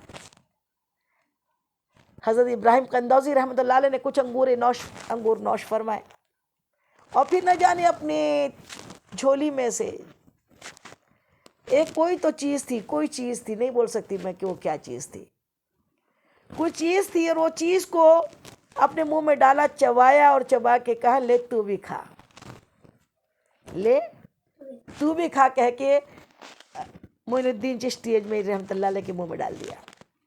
آپ نے بغیر چو چرا کرے کہ ارے بھائی میں جھوٹا نہیں کھاؤں گا، میں کیسا کھا لوں چبائی ہوئی چیز۔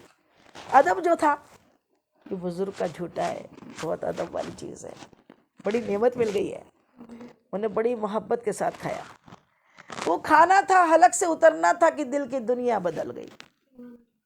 جو باغ تھوڑی دیر پہلے مستقبل کی باتیں بیان کر رہا تھا، وہ باغ اب سوکھی ہوئی خاردار جھاڑیوں سے بڑھ کر کچھ نظر نہیں آیا، اب اس میں کوئی لذت نہیں لگی، دل کی دنیا بدل گئی۔ دل میں جیسی وہ حلق کے نیچے وہ چیز اتری، ایک مرد قلندر کی زبان سے منہ میں چبائی ہوئی چیز تھی۔ کسی کو علم مدرسوں اور کتابوں میں ملتا ہے، اور کسی کو علم نہ سینہ بسینہ ملتا ہے، آنکھوں سے ملتا ہے، ادب سے ملتا ہے، احترام سے ملتا ہے۔ بس دل کی دنیا بدل گئی۔ پہلے کچھ بھی نہیں سمجھ میں آ رہا تھا، ہیرا تو پہلے سے ہی تھے، پیدائشی تھے، نجیب الطرفین جو تھے، نجیب الطرفین سید تھے، جناب سیدہ کے چمن کے پھول ہیں۔ میرا خواجہ، اور ہاں ایک سب سے بڑا لقب تو میرے خواجہ عطائے رسول ہے اور نائب رسول ہے۔ میرا خواجہ عطائے رسول ہے،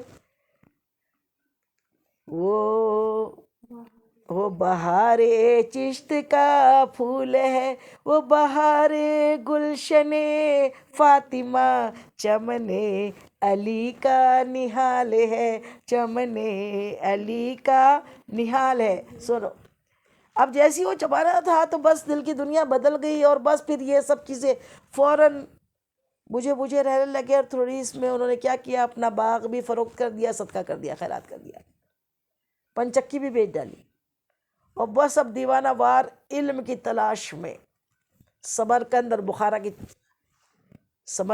بخارا شہر ہے، علم کے مرکز تھے، وہاں جا کے خاک چھانی، وہاں جا کے علم سیکھا، وہاں جا کے بھوکے رہے، پیاسے رہے، اور قرآن کا حفظ کیا، پھر حدیث پاکوں کا حفظ کیا، اور پھر آپ کے دل میں اللہ کی محبت بھی اتری اور حضور پاک کا عشق بھی بھر گیا۔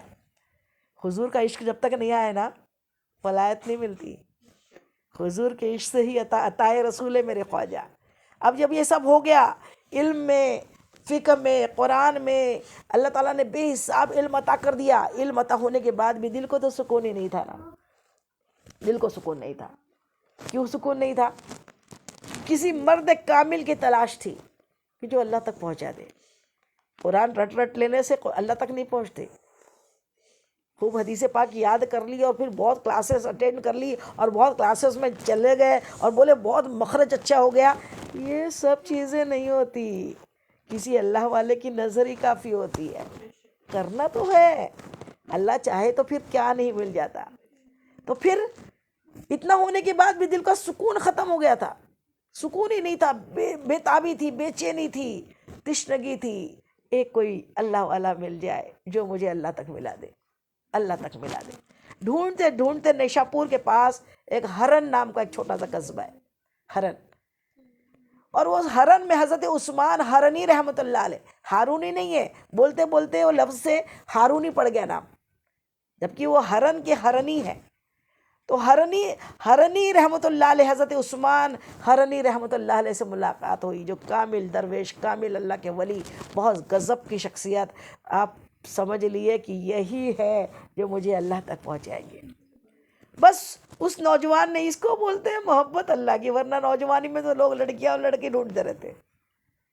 اللہ سے ملاؤ، بچپن میں ماں باپ ایسا کریں کہ اپنے بچوں کو اللہ کے تک پہنچا دے، مسجد پہنچائے، ماؤں کا کام ہے اپنے بچوں کو مسجد بھیجے، بزرگوں کی سوانح حیات بتائے۔ وہ بزرگ کیسے تھے جنہیں ٹک ٹاک اور یہ اور فالتو اور گندگی نہیں تھی، انہیں تو صرف اللہ کی تلاش تھی، اللہ کو ڈھونڈنا تھا، اللہ کو ڈھونڈنا تھا۔ مرد کامل مل بھی گئے، مرد کامل کو ادب کتنا چاہتے تو کیا کرتے، جاتے سے کہتے تھے، جاتے سے کہ یا حضرت مجھے بیعت کریے، نہیں کہا، کئی سالوں تک بغیر کچھ کہے ان کی خدمت کرتے رہے۔ بزرگوں کی خدمت میں بہت کچھ ملتا ہے، بس خدمت میں لگے رہے۔ پھر ایک دن آیا، کئی دن بیت گئے، ایک دن حضرت کے سامنے بس اپنے دل کی بات بتائی، یا حضرت اب ضبط کا یارہ نہیں رہا، ضبط نہیں ہے، برداشت نہیں ہے، جلد مجھے اپنی بیعت سے مشرف کرے، مجھے مرید بنائے اپنا۔ اتنا کہنا تھا کہ حضرت عثمان ہارونی، اب نام تو ابھی ہارونی چلتا ہے، اس لیے حضرت عثمان ہارونی رحمۃ اللہ علیہ نے کیا کیا، کہا کہ ٹھیک ہے، وضو کر کے آؤ، وضو کر کے بلایا، وضو کر کے 2 رکعت نماز ادا کرو نفل، وضو کر کے 2 رکعت تازہ وضو کیا اور 2 رکعت نماز نفل ادا کی۔ پھر کہا کہ قبلہ رخ ہو کر سورہ بقرہ کی تلاوت کرو، پھر میرے پاس آؤ، پھر آئے، کہا 21 مرتبہ درود پاک کا ورد کرو، 21 مرتبہ درود پاک پڑھا۔ پھر کہا کہ اب 1000 مرتبہ سورہ اخلاص پڑھو، ایک حجرے میں اکیلے تنہا بیٹھ کر، اور پھر مراقبے میں رہو، اور 1 دن اور 1 رات کسی سے بات نہیں کرو، اور اس کے بعد پھر ہمارے پاس آؤ۔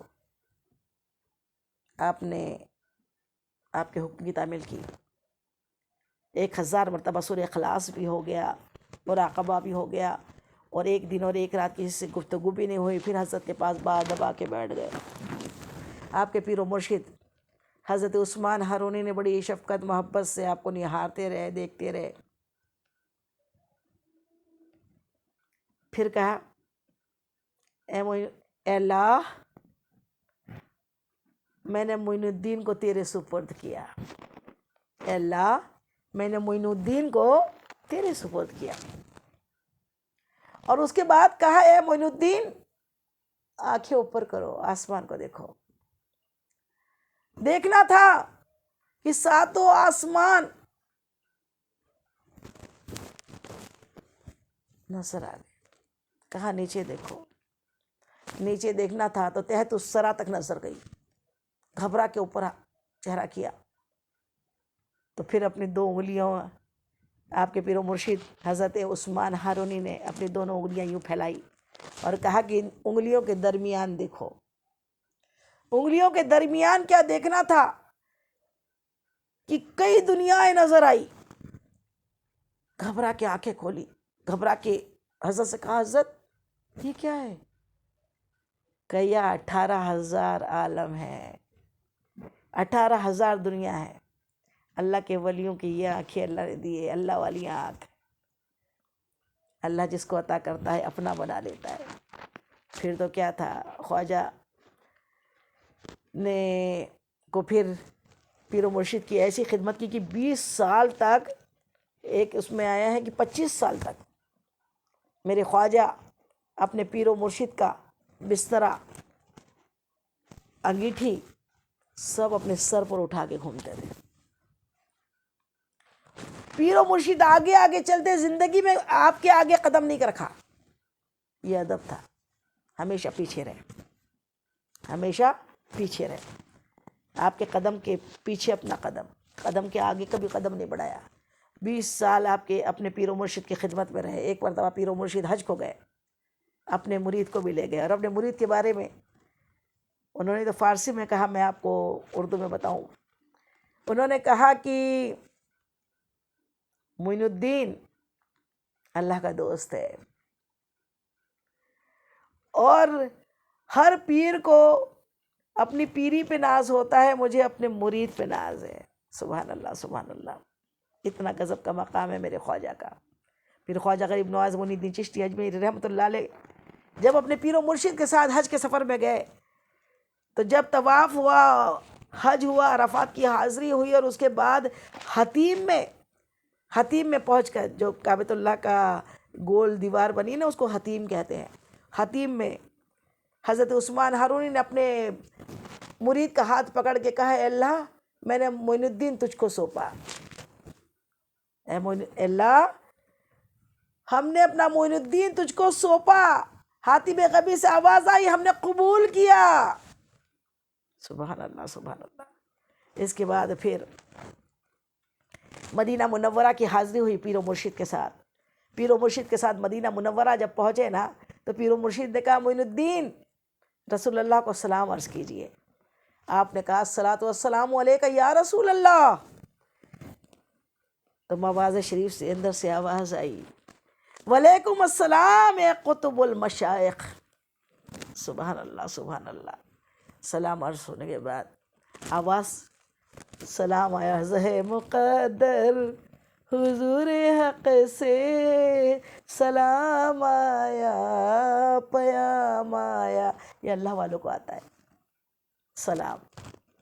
سلام آیا۔ اس کے بعد پھر آپ وہاں سے نکلے، اور وہاں سے نکل کے کہاں پہنچے؟ پھر نشاپور ہوتے ہوئے پھر آپ کو پیر و مرشد کہیں چلے گئے، اور یہ اپنے آپ کو کہیں جانے کا حکم دیا، وہاں رہے۔ تھوڑے دنوں بعد پھر حج کا ارادہ کیا، اور حج کا ارادہ کر کے پھر آپ اب تنہا گئے تھے حج کرنے، تنہا گئے حج کرنے، حج کیا، اور پھر مدینہ منورہ میں مسجد نبوی میں مراقبے میں بیٹھے ہوئے تھے، اپنے گھٹنوں پہ اپنے سر کو رکھ لیا تھا اور مراقبہ کر رہے تھے۔ تو اچانک جو مواز شریف کے جو جنت کی کیاری ہے نا، اس کے اندر جو حضور پاک صلی اللہ علیہ وسلم کا روضہ مبارک ہے، وہاں کے جو خادم ہیں، وہ خادموں کو آواز آئی معین الدین کو حاضر کرو، معین الدین کو حاضر کرو، معین الدین حاضر ہو۔ خادموں کو اندر سے آواز آئی تھی حضور پاک کی، معین الدین حاضر ہو۔ تو اس وقت میں، وہ تو مسجد نبوی ہے، لاکھوں لوگ وہاں ہوتے ہیں، اسی وقت اس وقت میں کئی معین الدین وہاں پر تھے، سب کے سب کھڑے ہو گئے، تو پھر اندر سے آواز آئی رسول پاک کی روز مبارک سے، معین الدین چشتی کو حاضر کرو۔ سبحان اللہ۔ جیسی یہ بات آپ مراقبے میں آپ نے سنی تو فوراً اٹھ کے کھڑے ہوئے، وجد آ گیا، مجھ کو اللہ کے حبیب نے پکارا ہے، میرا نام لیا ہے، معین الدین چشتی حاضر ہو۔ معین الدین چشتی جیسی پہنچے کہ میں ہوں معین الدین چشتی، چشت سے آیا ہوں۔ اللہ اکبر، اللہ اکبر، کیا کیا کیا سما ہوگا۔ پھر حضور پاک کے خادموں نے، مسجد نبوی کے خادموں نے آپ کو اندر بھیج دیا، اور اندر بھیجا جہاں روز اقدس ہے، روز مبارک ہے، وہاں پر بھیجا، اندر اکیلے گئے، اور اندر کیا دیکھا، اللہ اکبر، اللہ اکبر، حضور پر نور مصطفیٰ جان رحمت اپنی اصلی حیاتی زندگی کے، اپنی اصلی حالت میں آپ کے روبرو تھے۔ میرے خواجہ نے روبرو مصطفیٰ جان رحمت کا دیدار کیا۔ وہاں دیدار ہونے کے بعد پھر آپ کو حکم ہوا، اے معین الدین، ہم نے تمہیں ہندوستان کی بادشاہت سلطانیت عطا کی، بادشاہت عطا کی، اس لیے ہمیں فکر کی کوئی ضرورت نہیں ہو۔ ہمارے راجہ بادشاہ مہاراجہ تو میرے خواجہ ہے، وہ دیکھ لیں گے، وہ سنبھال لیں گے، کیا ہے۔ اور ہم تو مرنے کے بعد کی زندگی پہ بھروسہ کرتے ہیں نا، یہ تو زندگی آئی ہے، پیدا ہوئے، مرنا ہے، زندگی جائے گی، جانے کی چیز ہے، آخرت بن جائے، اس پہ بھروسہ رکھو۔ اب میرے معین الدین چشتی اجمیری رحمۃ اللہ علیہ، میرے خواجہ غریب نواز رحمۃ اللہ علیہ، آقا کا حکم ہوا، ہم نے تمہیں ہندوستان عطا کیا، ہندوستان کی بادشاہی سلطانی عطا کر دی، جاؤ وہاں پر جا کے دین کے جھنڈے گاڑو۔ میرے خواجہ کو پھر پیر و مرشد سے ملاقات ہوئی، انہوں نے پورا نقشہ دکھایا، کہا آنکھ بند کرو، تمہارا جو مرکز ہے نا دین کا، اس کو ہم پورا دکھا دیتے ہیں، ہندوستان میں کہاں جانا ہے۔ اور پھر ہندوستان میں میرے خواجہ کئی ولیوں سے ملتے ہوئے، پھر آپ کے ٹائم ختم ہو رہا ہے، ایسے ایسے آپ پورا سمرقند اور بخارا پھر چھوڑ کے پھر عراق، ایران، افغانستان، اور پھر پاک پٹنم ہوتے ہوئے آپ داتا گنج علی ہجویری رحمۃ اللہ علیہ کے پاس بھی پہنچے، وہاں سے پھر ہندوستان میں داخل ہوئے۔ ہندوستان میں جب اجمیر شریف آئے، کہتے ہیں لاکھوں لوگ صرف آپ کا دیدار کر کے مشرف اسلام ہوئے، صرف آپ کے دیدار سے۔ اور پھر اس کے بعد بھی معلوم تھا کہ وہاں پہ تو جے پال جادوگر بھی تھا، اور پرتھوی راج وہاں کا بادشاہ تھا، اور پھر جب ان لوگوں نے ان لوگوں سے بڑی وہ ہوئی، آخر وہ سب کے سب قدموں میں گر گئے اور وہ خواجہ کے دیوانے بن گئے۔ وہاں پہ اتنی تکلیفیں آئی، پہلے تو اونٹ بٹھانے کی جگہ کا ابھی ہم نے بتایا، اس کے بعد وہ ایک انا ساگر جھیل ہے جو بڑی ٹھاٹے مارتی ہے، ابھی بھی انا ساگر دیکھنے لائق ہے۔ میرے خواجہ کی انا ساگر جو جھیل ہے نا، ابھی لگتا ہے اپن وہیں رہ جانا، اتنی خوبصورت وہ جھیل ہے۔ میرے خواجہ، ہم تو اسلام والے ہیں، ہمیں تو بنا وضو کے چارہ ہی نہیں ہے، غسل وضو، لوگ بولتے مسلمان گندے ہوتے، مسلمان جیسے پاک کوئی نہیں ہوتا۔ مسلمان کو تو ایک قطرہ پیشاب لگ جائے نا تو آقا نے فرمایا کہ جہنم کا عذاب سے جلایا جائے گا، پیشاب کو دیکھ کے کرو کہ کہیں چھینٹا نہ اڑ جائے، اور پیشاب میں پانی لینا ہے، طہارت کرنا ہے، اور غسل کی ضرورت ہے تو غسل کرنا ہے، وضو کی ضرورت تو وضو کرنا ہے، 5 ٹائم وضو کر کے اللہ کی نماز ادا کرنا ہے۔ تو پانی کی تو بہت زیادہ ضرورت۔ اور وہ انا ساگر جو جھیل تھی نا، وہاں پہ بھی کیا کیا ان لوگوں نے کہ یہ درویش آئے ہیں تو اب یہ درویشوں کو پانی مت پینے دو، جیسے آپ کے جد امجد امام حسین رضی اللہ تعالیٰ عنہ کے ساتھ جو آزمائشیں ہوئی تھی نا، میرے خواجہ کے ساتھ بھی ہوئی یہاں پہ۔ میرے خواجہ کے لیے انا ساگر پہ پہرے لگا دیے گئے، کیا یہاں نہیں آؤں گے، یہاں غسل نہیں کروں گے، یہ ہندوؤں کی جگہ ہے، یہاں پہ بالکل آنا نہیں ہے۔ اب کیا تھا، میرے خواجہ نے ٹھیک ہے وہ اپنی جگہ پہ خانقاہ بنائی، وہاں پہ عبادت میں تھے، اپنے ایک مرید کو بھیجا، جیسے میرے آپ تو آل رسول ہے نا، رسول اللہ نے کہا تھا نا، پچھلے بار ہم نے بتایا تھا کہ جا اے عربی، تو جا درخت کو بلا کے لے کر آ، تو جانا۔ آپ خود نہیں گئے انا ساگر پہ، آپ نے ایک کاسا، ایک مشک، ایک کاسا ہی تھا وہ، ایک لوٹا، اور اس کو اپنے ایک مرید کو کہا جا، اور جا کر انا ساگر پہ یہ لوٹا رکھنا، لوٹا لگانا اور کہنا اے پانی تجھے خواجہ بلاتے ہیں، اے پانی تجھے خواجہ بلاتے ہیں۔ اتنا سننا تھا کہ سارا کے سارا انا ساگر کی جھیل اتنی بڑی، سارا کے سارا انا ساگر اس مشک میں آ گیا۔ یہ میرے خواجہ کا کرشمہ ہے، ایک کاسے میں سارا انا ساگر سما لیا۔ اور میرے آقا کا کرشمہ یاد ہے نا، معزز 1500 سے زیادہ لوگ تھے اور پانی نہیں تھا، نہ وضو کو، نہ غسل کو، نہ پینے کو۔ تھوڑے سے پانی میں آپ نے اپنی انگلیاں ڈبا دی۔ انگلیاں کیا تھی؟ پنجاب کی نہریں تھی، 5 ندیاں بہ رہی تھی۔ حضرت ابو ذر غفاری رضی اللہ تعالیٰ عنہ ارشاد فرماتے ہیں کہ اس وقت تو 1500 تھے، اگر 1,00,000 بھی ہوتے نا تو سب اچھے سے پیتے بھی، غسل بھی کرتے، وضو بھی کرتے اور جمع بھی کر لیتے۔ اتنا پانی میرے آقا کی انگلیوں سے نکلا تھا۔ پھر یہ خواجہ تو آل رسول بھی ہے، عطائے رسول بھی ہے، نائب رسول بھی ہے، رسول اللہ کے حکم سے انڈیا ہے۔ آپ کو کیا تھا؟ ایک مشک کے اندر، ایک کاسے کے اندر پورا کا پورا انا ساگر آ گیا۔ اب پریشان ہو گئے، اللہ اکبر، اب ہم پانی کہاں سے لائیں گے؟ انا ساگر تو سوکھ گیا پورا۔ تو پھر آئے، اذان ہو رہی ہے۔